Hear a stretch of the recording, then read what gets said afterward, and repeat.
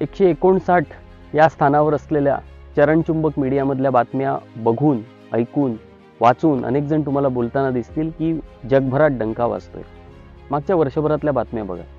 स्वित्झर्लंडने 1 जानेवारी 2025 पासून most favoured nation म्हणजे प्राधान्य दिला जाणारा देश या श्रेणीमधून भारताला वगळण्याचा निर्णय घेतला. डेडलाईन टळून 2 वर्ष होऊन गेली, पण इंग्लंडसोबतचं FTA म्हणजे फ्री ट्रेड अग्रीमेंट जे 2022च्या दिवाळीत पूर्ण होणार होतं, अजूनही पूर्ण झालेलं नाही. माय फ्रेंड डोलंड याने चीनच्या जिनपिंगला आमंत्रण पाठवलं, पण फ्रेंड म्हणवणाऱ्यांना मात्र टाळलं. गंमत म्हणजे जिनपिंगनेच नकार दिलाय.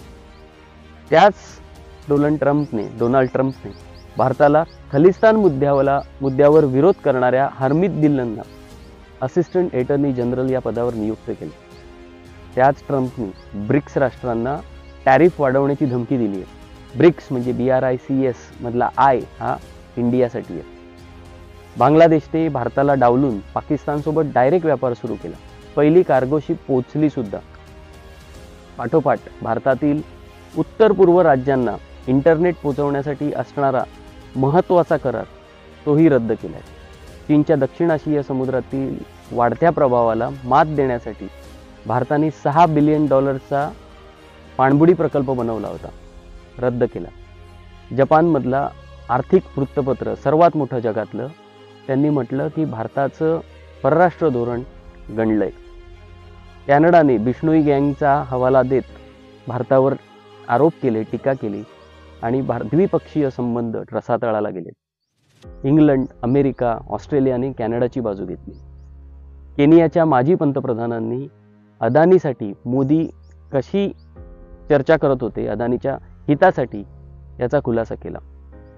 उत्तर पूर्व राज्य आणि मुख्य भूमी याच्यामध्ये बांगलादेश आहे.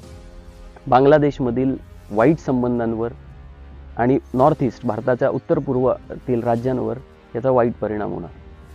नेपाळने त्यांच्या देशाची करन्सी नोटा छापण्याचे काम चीनला दिले. आतापर्यंत हे काम भारत करत होता. त्या नोटेवर नेपाळने भारतीय भूभाग हा नेपाळचा भाग म्हणून दाखवला. बांगलादेश आता कपडा निर्यात भारतामार्गे न करता भारताचा अजून एक शेजारी देश मालदीव त्यामागे करणार. चीन सरळ सरळ देशात घुसतोय, आपल्या देशातल्या गावांची नावं बदलते. मालदीवने भारतीय सैन्याला देशाबाहेर जाण्याचा इशारा दिला, देशाबाहेर जावं लागलं. आफ्रिकेत चीनच्या जिनपिंगसाठी राष्ट्रपती स्वतः गेले, तर मोदींसाठी एका ज्युनियर मंत्र्याला पाठवलं. युद्धात अडकलेल्या रशियाकडून भारत तेल विकत घेत असतानाही भारताकडून आयात रशियाने कमी केली आणि चीनी चलनामध्ये तेलाचं पेमेंट करायला सांगितलं.